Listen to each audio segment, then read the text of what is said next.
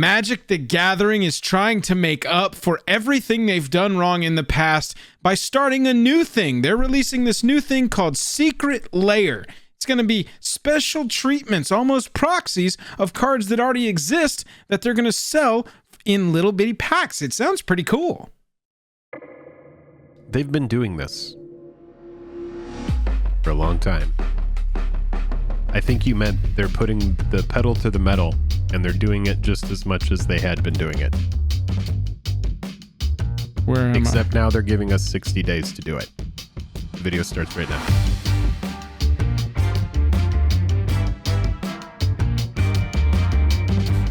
Highest level of gratitude to our patrons who power the channel through Patreon. Check out the Patreon link in the description to learn about monthly giveaways, VIP Discord access, and even our official playmat. Hello and welcome to the day. Thank you for spending your time with us. I'm Jake. I'm Joel. It's another Secret Lair. It's another Secret Lair. It's the Winter 2023 Superdrop Secret Lair. Let's get into the lair. In it, we find a 55-day long portal. Yeah, 55 days. So that's a first. I'm pretty sure that's a first where they're giving us 2 whole months to figure out if we want. Yeah. Well, and it's not, look at this. This isn't sliding to the side with like 800 different offers of ways to up the money that you send them. The bundles are now priced with actual slash prices and not just like $1 off because they'll send you that $20 Scarab Lair card that nobody liked. I think it's pretty neat. That's what I have to say for the bundles. Jake, what we're going to do here is first we're going to thank our patron Spectre for helping us with the numbers on this. Did a great job breaking all this down so fast. Big shout out to Spectre. We're going to go layer by layer and compare the prices of the packs at $30. Pretty much every single pack is $30, as you can see, until you get up to the special one in the bundles, which we'll talk about. We're going to go layer by layer, talk about the lowest possible price that you can acquire those cards for. There are going to be some foil prices in this video that are based on old, scarce, old border prices. So some of the prices here, take them with a grain of salt. Do your own due diligence before you buy. If you're here, you're already doing the right thing because you're getting someone else's opinion. See if it's a good fit for you. First up, we've got Artist Series Sam Burley, $30 for the non-foil, $40 for the foil. That's going to be kind of consistent across all of the Secret Lairs. In this set, you are getting Braid of Fire, Koth of the Hammer, Master of the Wild Hunt, and Karthus, Tyrant of Jund, in some pretty sweet treatments. I saw a joke online, Jake, that it's so funny how all of these Secret Lairs are filled with cards that were sweet like 5 years ago, and this one is kind of starting us off on that. Braid of Fire is your most expensive one at about $9.73 to pick up a copy. Koth of the Hammer is about $4, about $3.50 for this one. Master of the Wild Hunt, under $1. It is kind of cool to get a Neon Kamigawa, Neon Dynasty treatment of this. I think that's pretty sweet. But then you've got Karthus, which is still a $5 card. So value-wise, you're kind of coming in under at $19.07 for the $30 layer. Yeah, 19 bucks. Do keep in mind, and I don't believe we mentioned this, but all Secret Lair products these days come with a secret card. Some of them can be super blingin' and very rare, like the serialized Viscera Seer, or you might get one of the Persistent Petitioners cards, or maybe one of the Shadowborn Apostles. But a lot of the time, the Secret Lair card can be very medium, very middle, or low end as far as price goes, but there is that added bonus. But yeah, 19 bucks and then $50 is what the price would be if you were to go out and search up these cards and get the foil variant of them. So if you're not familiar with Sam Burley, this is some of Sam's work here. You might not be familiar with his name, but you're definitely familiar with the cards that his art has been on. I like the treatments on these Secret Lair cards. They're just not really drawing me in. The cards themselves, I think that there is a lot to say about how cool the art treatments are on these. They're just not cards that I particularly want. So for me, this one's probably a skip. Next up, we have City Styles, and that's going to bring us 5 cards and a $30 price here for the non-foil, $40 for the foil. Again, keeping that consistent. Art pretty cool on these. You have Sakashima, The Imposter, which comes in at about $5 if you were to go to the secondary market to buy it.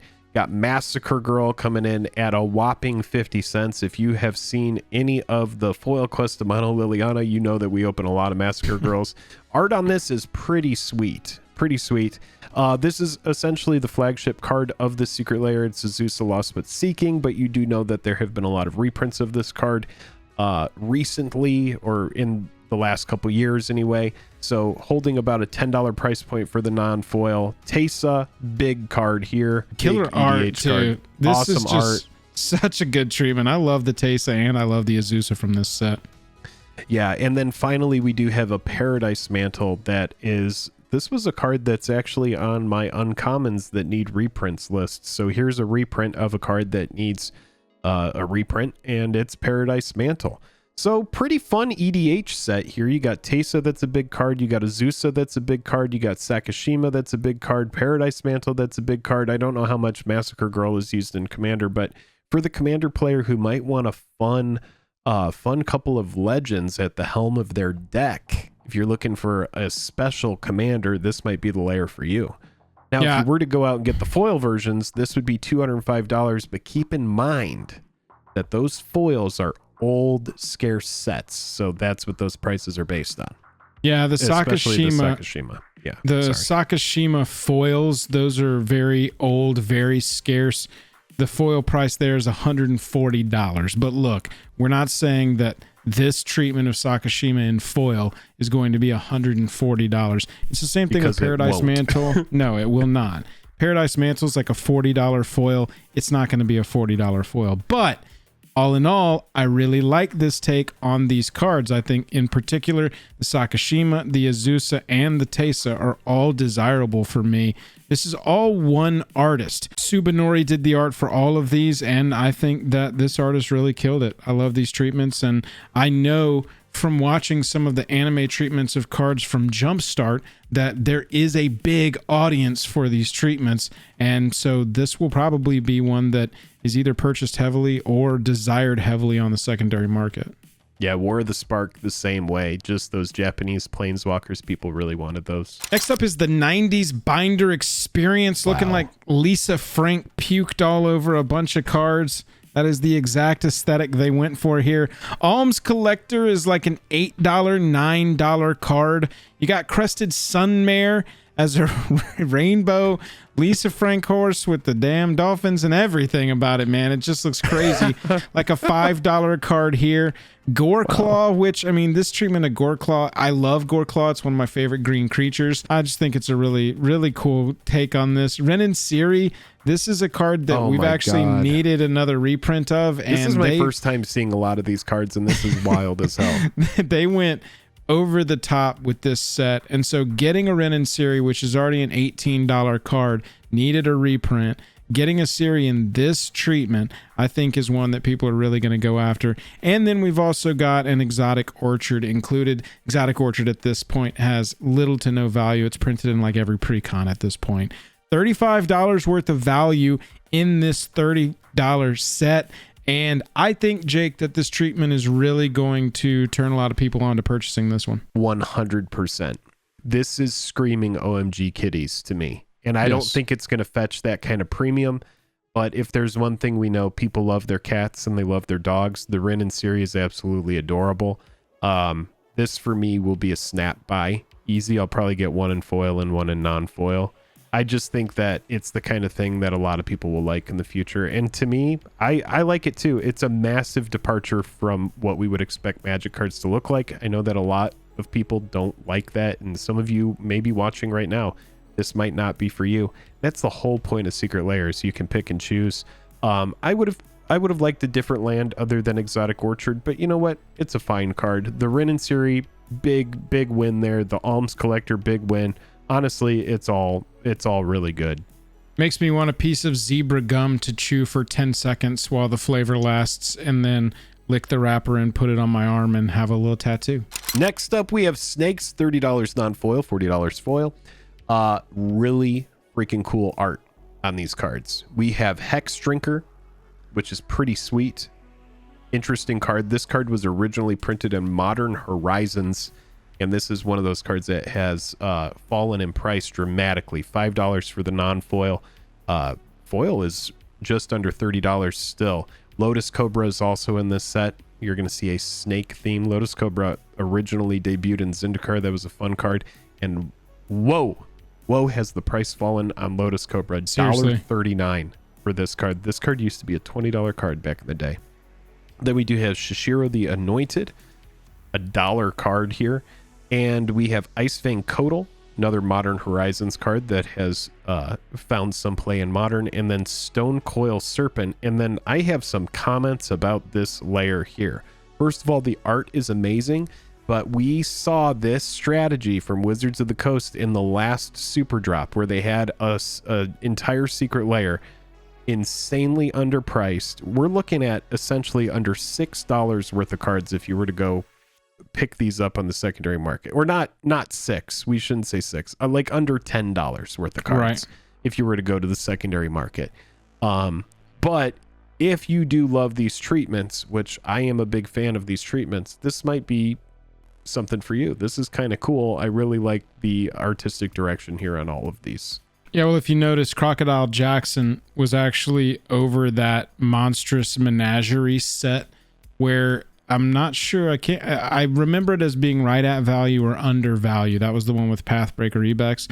But they they went hard with this art, dude. They really got some cool artists to think up some interesting treatments. This is Boneface work right here. This one is so sick. I mean, and it's got an aesthetics that sort of matches and works together as a layer, but each individual card also stands on its own as well. I really like this approach, which is like a curated set where it's not necessarily all one artist, but it has a good flavor throughout. Yeah, it's disappointing because I like the Lotus Cobra and I like the Icefang Kotal a lot for the deck that I was already building with Wizard of Barge. That's kind of an ongoing project, my Mimeoplasm Wizard of Barge set, starting with Prime Slime, and just every time we get a treatment like this that sort of matches the art style, adding that to the deck. It sucks that this one's $30 and it's only like $5-6 worth of value. It's really hard to justify this purchase on this one. Yeah, it reminds me of the fungal secret layer that just came out. That was the one. Saprolings, it was Saprolings, and so all of the cards in it were super cheap. This is the same kind of thing. Hex Drinker does have a little bit of value because, I think it's a scarce card. This is going to be Hex Drinker's first reprint, I believe. Yeah, cool art, but not a lot of value. The next layer up is called Draw Your Hand, and this is a very out there take. This is kind of like the Movie Monsters ones a little bit, except in a different color palette with a little bit of a different aesthetic. In this set, you have got Eldrazi Conscription, which is still a heavily played enchantment that doesn't have a lot of versions. $16 for that card. Then you've got Deafening Silence, widely played, but there's not any scarcity left on this one. Lots of copies to get. You're looking at maybe $1.33 on this one. Now the price in this one, this whole set, being driven a lot by Counterbalance here. This is a $31 enchantment. $31 enchantment. I gotta say, I love the art style of this one. All of them. These all look fantastic to me. Little hard to parse, but the treatment is so unique that you sort of kind of bypass that. Bruna, only like a 40-cent card. This ain't nothing. But overall, way out there. You got some playable cards here with Eldrazi Conscription, Deafening Silence if you're playing CEDH and you really want to be a sweaty. Counterbalance if you need this enchantment. Great way to just straight up pick it up because the Counterbalance itself pays for the whole set pretty much.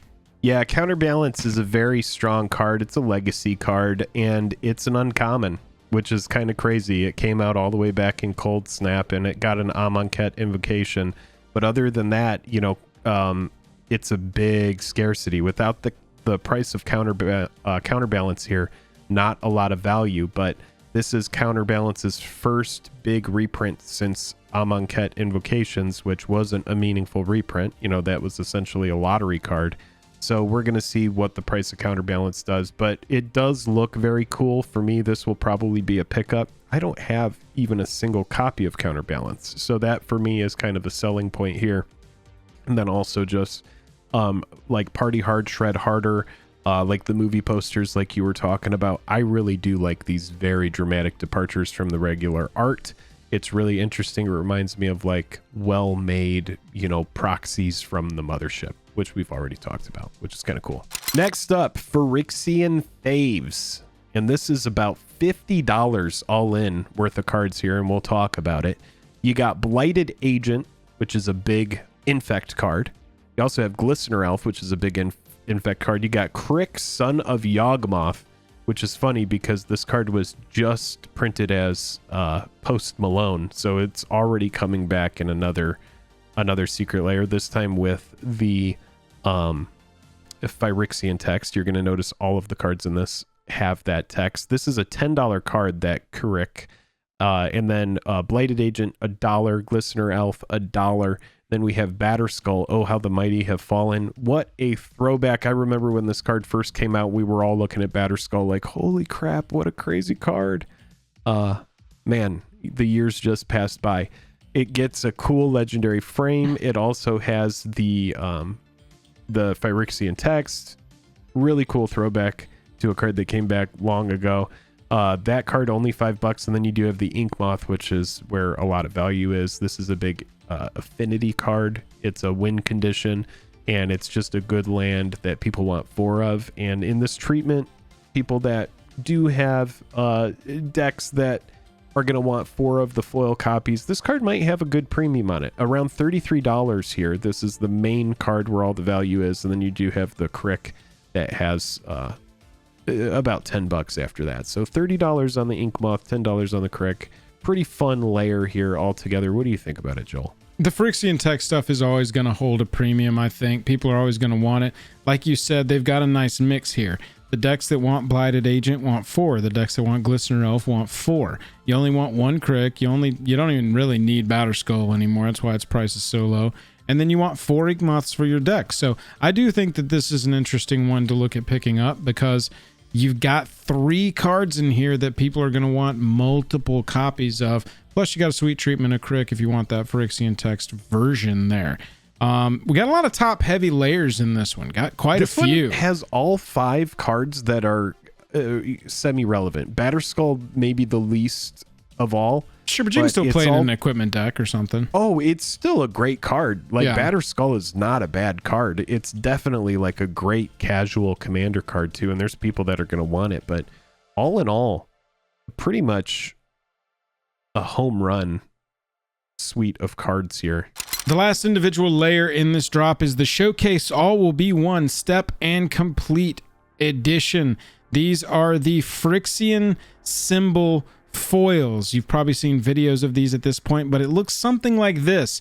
And we've seen motion of these before. They move really well in hand. So I'm excited to actually get some of these in hand and play with them a little bit, see how they look. But you're getting Phyrexian Unlife, which is like a $3 card. You're getting Phyrexian Crusader, which is like a $15 card, and that one's kind of driving the whole price of this one. You're getting Plague Engineer. You're right. Oh, yeah. Huge scarcity play there. But again, another kind of top-heavy layer, even though this one doesn't hit the $30 mark as far as value. This one only gets up to $23.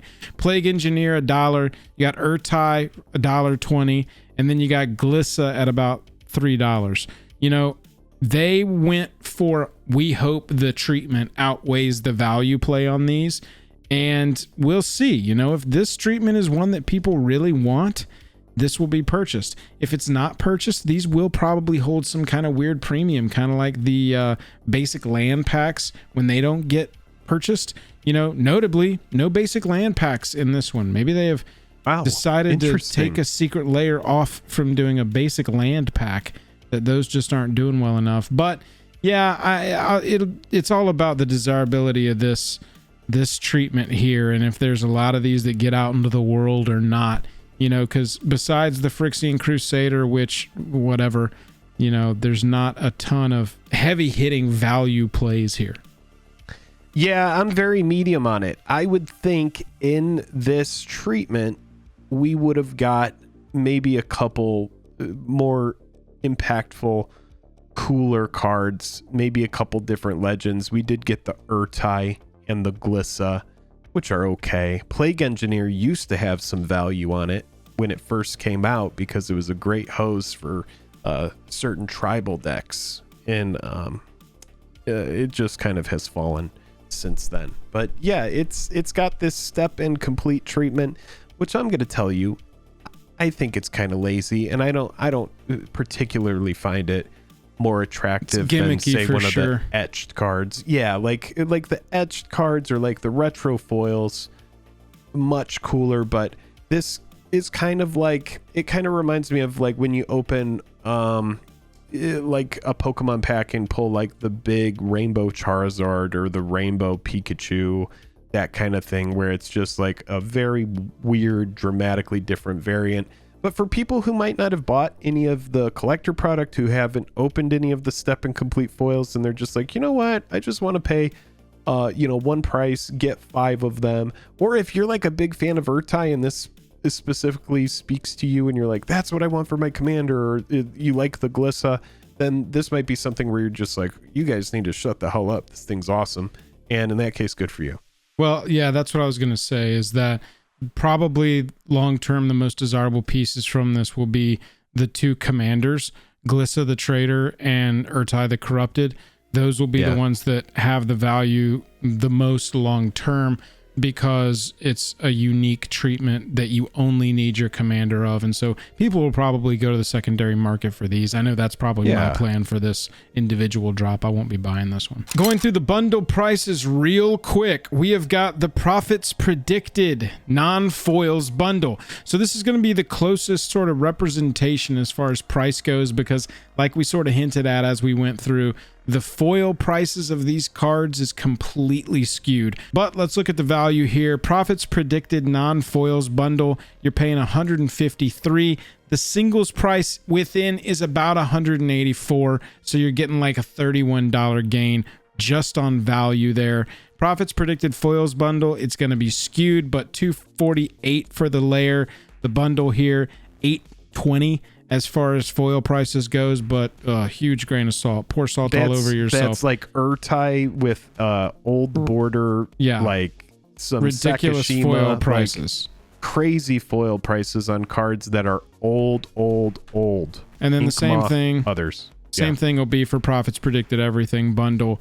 You're paying $400 for it. You're getting $1,000 worth of value for $605 difference. But come on, really? Are you? Those foils aren't going to hold the same premium that the real foils that are driving those prices through those calculations that we're doing for you. So, Jake, as far as these are concerned, where are you falling? What are you going to get? Yeah, I love this question where we get down to the nitty gritty and talk about what we're interested in. I like the art style on City Styles. I have been interested in building Teysa, so that's kind of interesting to me. The 90s binder experience is really attractive, and I'll probably get a foil and non-foil of that. Snakes is kind of cool, but I don't know if I'm going to buy it. Draw Your Hand is kind of cool. I do think I'll probably get that for the counterbalance. I might go with the Profits Predicted non-foil bundle, possibly, and then just get the foil binder experience on the side. Maybe a 10% chance I get the non-foil bundle for 152. Maybe a 10% chance. We'll see. What about you? What are you feeling? Would you say there's a 12% chance? I could see that being a possibility. Would you say there's a 13% chance? I could see that being a very real possibility. Do you think 14% chance? I could see that happening. I think as far as I'm concerned, this is a full skip, only buy singles for me. I would like the step and complete versions of Urtai and Glissa just to make into commander decks. I want the Phyrexianized version of Crick. I might look into getting Eldrazi Conscription for my Aura deck from the Draw Your Hand. I'll probably pick up the cards from these that match the aesthetic of my Prime Slime deck, but I'm going to get those as singles after the fact. 90s binder experience. I really want Ren and Siri from this one. That's probably all I'll really target. Maybe the Goreclaw, but I'm not exactly sure what deck that would go into. City styles, I definitely want the Teysa on that one and the Azusa, like you said. And then with Artist Series, unfortunately, there's just nothing I want out of that one. But in general, Winter Superdrop for me is just going to be, don't buy any of the layers, only buy singles. That's just going to be my approach. Yeah, and it's an easy skip. It honestly, if I forget about this one, I'm probably not going to lose a lot of sleep on it, to be honest. And in 55 days, I very well may. When Secret Lair first came out, you had a week, and then it's been a month before, a month-long window, and now we have 55 days as of the filming of this video. When it comes out, there will probably be 52 or 53 days left on it. Leave it in the comments. Let us know what you're interested in, what you're buying. You've heard what we're buying. You've heard the breakdown. One final reminder that there are going to be secret cards in each single one of these. Will there be a 2023 update to those? Will we see some new hidden cards? If you like these videos, hit that like button, hit that subscribe button. It makes us aware that you want us to do these every time we get a super drop. Other than that, we are tapped out. And it makes us horny. Good night and happy Secret Lair. What the fuck?